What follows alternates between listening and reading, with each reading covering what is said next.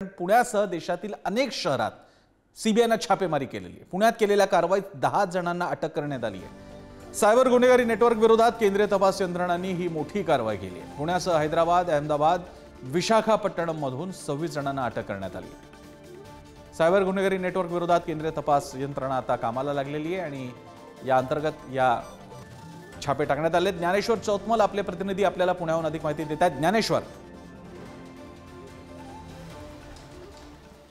बरोबर आहे। पुण्यातली आजची सगळ्यात मोठी कारवाई म्हणावी लागेल। सीबीआयने 10 जणांना पुण्यातून अटक केलेली आहे। फक्त पुणेच नाही तर हैदराबाद आणि अहमदाबाद यासारख्या शहरांमधून सीबीआयने आज एकाच वेळी मोठी छापेमारी केली। सायबर गुन्हेगारीच्या संदर्भाने हा सगळ्यात महत्त्वाचा विषय ठरतोय, ज्यामध्ये या गुन्हे अन्वेषण विभागाने कारवाई करत असताना पुण्यातल्या रिजेंट प्लाझा या ठिकाणी जे आरोपी अटक केलेले आहेत, त्यांच्या काही गाड्या अटक केलेल्या आहेत, काही रोकडही अटक केलेली आहे।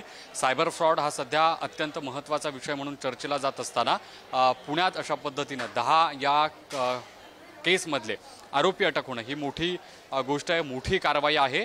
या सगळ्या अनुषंगाने जेव्हा तपास सुरू होता तेव्हा एकाच वेळी हैदराबाद असेल किंवा अहमदाबाद असेल या शहरांमधून देखील काही आरोपी सीबीआयने अटक केलेले आहेत। आतापर्यंत जी माहिती समोर येते 58 लाख रुपये या सगळ्या आरोपींकडून जप्त करण्यात आले। त्यांच्या 3 गाड्या देखील जप्त करण्यात आल्याची माहिती आहे। बघावं लागणार आहे या सगळ्या गुन्ह्याची व्याप्ती आणखी किती मोठी आहे।